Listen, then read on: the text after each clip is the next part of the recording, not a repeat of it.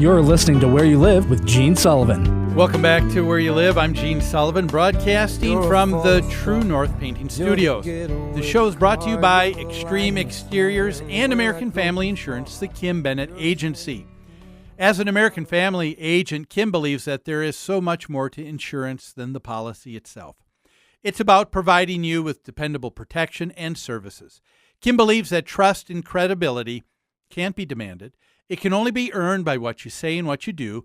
Give her a call at 651-482-1598 and tell her Gene sent you. It's time now to hear from the Minnesota Multi-Housing Association. The MHA Minute is brought to you by Start to Finish Maintenance Contractors. Start to Finish provides 24-hour service for all your home and business maintenance needs. Call Start to Finish today at 952-259-1219 for your home, for your business, for your peace of mind.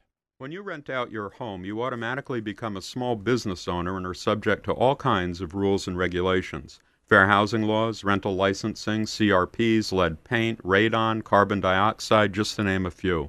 As someone who provides rental housing, you'll have to learn more about your community, your city council, and your law enforcement agencies than you ever imagined. But if you properly manage your business, you'll also become an important and positive partner in the community. The Minnesota Multi-Housing Association is the most comprehensive resource you'll find for everything you need to help you successfully manage your rental business. Visit mmha.com. That's two M's, mmha.com. Look around the website, download the free guide to successful property management, download the free brochure about the eviction process, and learn about the many ways you can turn your small business into a good business. Our guest is attorney Dan Greenstein with Bernick Lifson. He's addressing a question from one of our listeners who said that they heard that there's a possibility of having what's called a grievance or rules enforcement committee, and that would be a separate committee that would be appointed by the board that would administer the fining process when a member doesn't comply with the rules. And so they were asking, is it a good idea? Should it be in place? And we were talking with Dan about that. And Dan, you were giving a scenario. Do you want to give that scenario once again? Well, Gene, it wouldn't surprise me if in an HOA a board appointed a committee to hear about rule violations and fines, and the committee met, considered a particular case, and came up with a decision, reported to the board, and I could see a scenario where the board might disagree with the committee and might not want to follow their recommendation.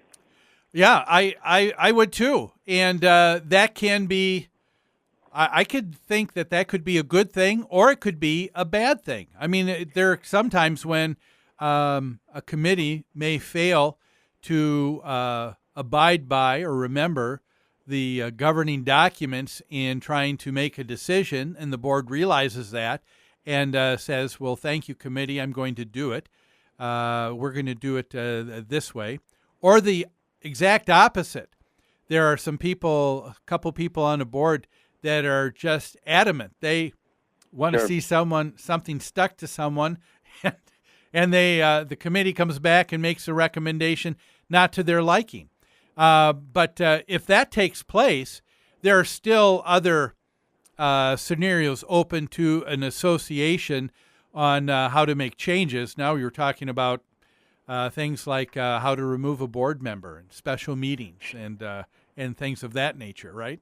Well, yes, and those are much larger scope than simply deciding whether a fine should be levied against an individual for a violation.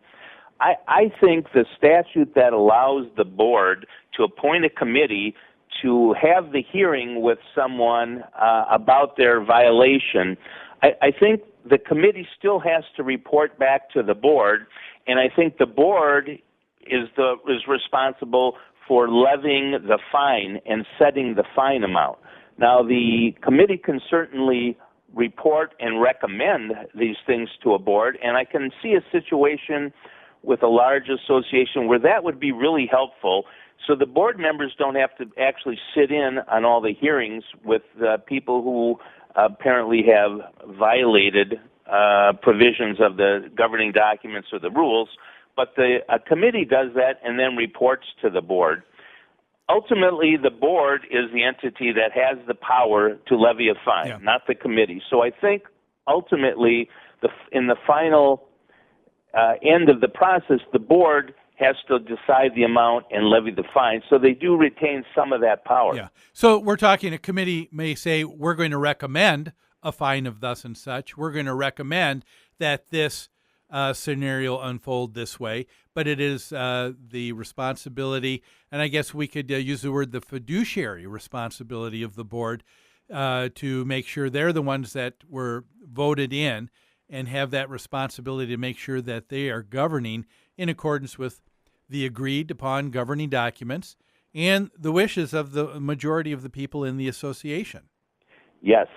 And, you know, in our society that's very fond of litigation, it seems, I can imagine a scenario where a committee hears from the person alleged to have violated the rules, and they believe him and they recommend no fine, but the board feels differently and levies a fine.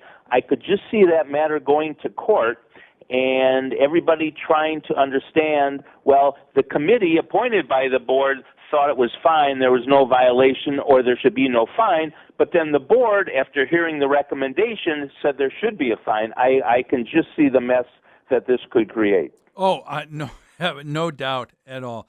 I'd like to talk about another aspect, because one thing that I've had it's been my experience with a number of clients in past years, they're putting together a budget for the year. And they take a look, and an association, of course, as a nonprofit, can only take in the money that they need for operating the property and providing the services that are guaranteed within the governing documents. But I've known some associations that say, well, let's take a look at the fines that we receive as sort of a stream of revenue. And they take a look at fines as sort of a revenue generator. A good idea? I'd say a bad idea. The purpose of the fine is not for the association to have another income stream into their accounts. The purpose of the fine is to provide a mechanism to gain enforcement by the members of the rules, to get compliance with the rules and the covenants in the declaration. And I have no doubt that, if the fines were being levied, let's just say more than a reasonable amount and becoming larger and larger amounts so that the association could produce some income, I don't see any court is upholding something like that once it's challenged. I agree. That's such an important point that, some associations don't realize that they need to be careful with not just having this escalating fining system where it just gets larger and larger, because, like you said, it becomes the point where it's going to be thrown out if it goes to That's court. right. And, the law's a little bit vague on fining anyway. It says the fine has to be reasonable. Well, we all can, fight over what is a reasonable fine, and what about a situation where it's the third or fourth fine to the same person for the same violation? What is reasonable can really be debated. In my view, the real purpose of fining a homeowner for a violation is to, number one, get their attention. Yes. Have this be something that they're concerned about, and number two, to gain their compliance so they follow the rules and the covenants of the association like everyone else. I have advised a lot of different boards to levy a large fine in order to get someone's attention, someone who has been, just ignoring everything they get from the association, only to agree to negotiate it down with that homeowner in exchange for compliance. The purpose is to get their attention. Yeah, you're right. I think it can be used wisely that way. I think some people that are on the board say, well, we've stuck those large fines to them. Now we just turn it over to the attorney and collect, but use it instead beforehand, before it gets to the attorney, before it gets that far, and use that as a negotiating point and some leverage to probably come and settle the issue.